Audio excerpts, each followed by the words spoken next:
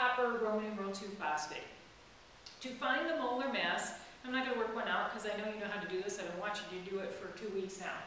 3 times the atomic mass of copper from the periodic table, plus 2 times the atomic mass of phosphorus, plus 8 times the atomic mass of oxygen. Add that all together to get the molar mass of copper Roman numeral 2 phosphate. I'm sure you'll be great with that. Test hit number 15 says how to calculate the number of formula units produced when specific numbers of moles of specific ions combine. Okay, I have to tell you, you're going to have to read this question carefully. This is one people tend to think is a trick question.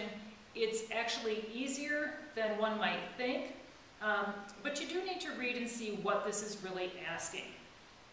If we combine a mole of, what do I have up here?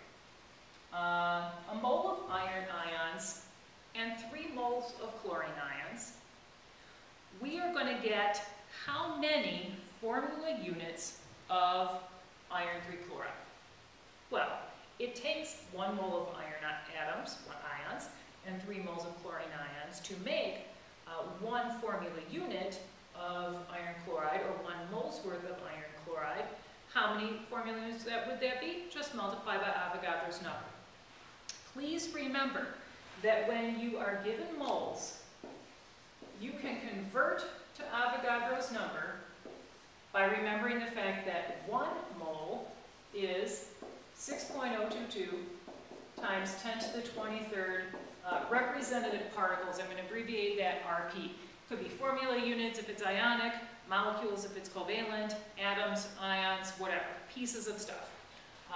And we would be given, say, 5 moles over here, 5.00, because I'm going to give you more sig-figs than just 1, but for demonstration purposes, we'll do this a little easier. So I would be taking 5 times Avogadro's number to get a total number of particles. Please resist the urge to put the number 6.02 times 10 to the 23rd in every time you see 1 mole. Most of the time in these equations, the number 1 is attached to mole because it's part of a conversion factor. We either want to know how many pieces are in that quantity that we have, or we want to know what their mass is. And as we go from this chapter into some of the next ones, we'll be much more interested in that mass than we are in the number of representative particles. We find that much more useful for our stoichiometry that's coming up. Test hit number 16 says how to calculate the percentage composition of a specific ion in a specific formula unit. Okay, so we know this is going to be an ionic compound, and let's say we're working with calcium carbonate. Didn't have that one up here as an example, but that will work. We're going to look at calcium carbonate. Okay, and I want to know the percent of calcium. Well, finding percent composition is very easy. It is the mass of the element, or part, that we're looking for, the calcium ion, or we could even do the carbonate altogether, the percentage was carbonate, divided by the molar mass of the substance, of course, times 100. And calcium carbonate is nice because its molar mass is about 100, 100.08. 0.087 grams per mole. So for now, I'm just going to kind of round that off to 100, just make the calculation simpler. To find the percent of calcium, we look at the periodic table and we find that the atomic mass of calcium is 40.078, and I'm doing what I pointed out in the Moodle videos that I didn't want you to do. I don't want you to overround. I'm just trying to give an example here. 40 grams of calcium divided by our roughly 100 grams per mole of calcium carbonate times 100 would, of course, give us 40% calcium in that compound. I've watched you do several of these as we've been working throughout this unit. This is the most basic of percentage composition kind of problems. I'm sure you'll do fine with that. Think about the percent of sugar in the bubble gum that we did. That's the same basic idea. Another way to look at that, just in case you need it, is to realize that out of this whole 100 grams of this substance, this whole molar mass.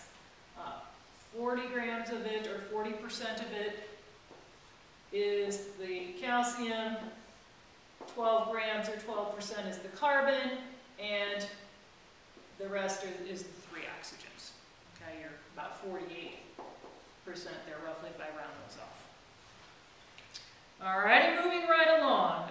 Test hint number 17, how empirical formulas compare or relate to molecular formulas. By now, you should understand that an empirical formula is the simplest whole number ratio. Okay? Simplest whole number ratio of atoms in a compound. But when you get down to that simplest ratio, that might not be a real compound. I noticed, in fact, it happened to be today, the day I'm taping these test hints, some of you were asking about your lab results where you did a calculation and you got that the empirical formula for a hydrocarbon compound was just CH. And several of you came up to me and said, well, wait a minute, those oxidation states don't work out. I mean, carbon can't be anything that's going to match with one hydrogen, and what's going on there. A substance can have an empirical formula of CH, but its molecular formula, its actual formula, could be some multiple of CH. It could be C2H2, C3H3, C8H8, some multiple thereof. And those are compounds that would exist and would work out correctly. So don't get too bogged down on the oxidation states in the empirical formula. Just know that that is the most reduced down, simplest ratio between the elements in a compound. All right, now if we gave you the percent composition of a substance, you should be able to take that and figure out what the empirical formula is. And I did a pen cast on these. Please go back and take a look at the pen cast again. I gave you a sample that was 75% carbon and 25% hydrogen.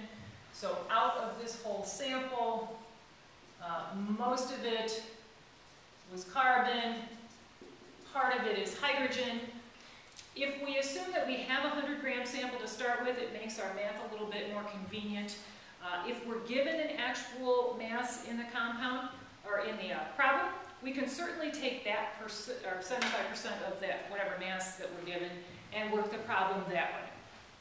But by assuming a 100-gram sample, our 75% then becomes 75 grams. And we can work with grams, same thing with hydrogen. That percentage would become grams. We always convert into moles because in a chemical formula, we're looking at mole ratios between the elements in the compound. That's what all those subscripts mean.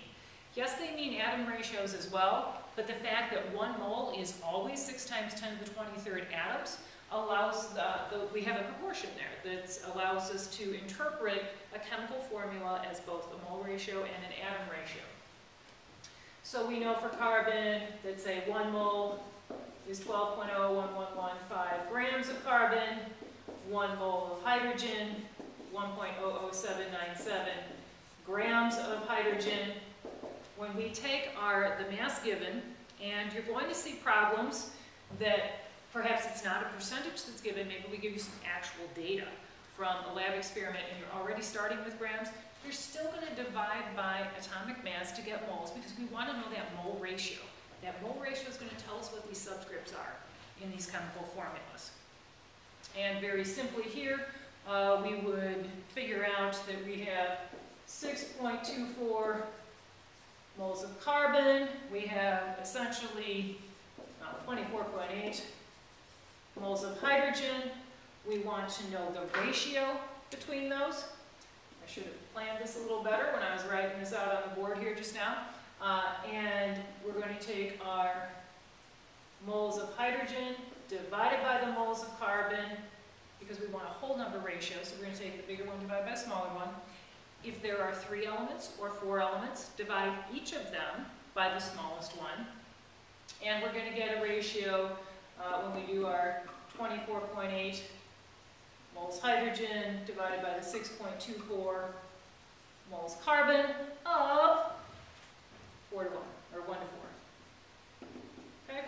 ratio, that means that our chemical formula is actually CH4. CH4. The next step in those kinds of problems, and I am kind of covering several test questions in a row here, is to take this one step further. This is an empirical formula. It happens to be a molecular formula as well because CH4 exists. But it's the most reduced down ratio of carbon to hydrogen in this compound.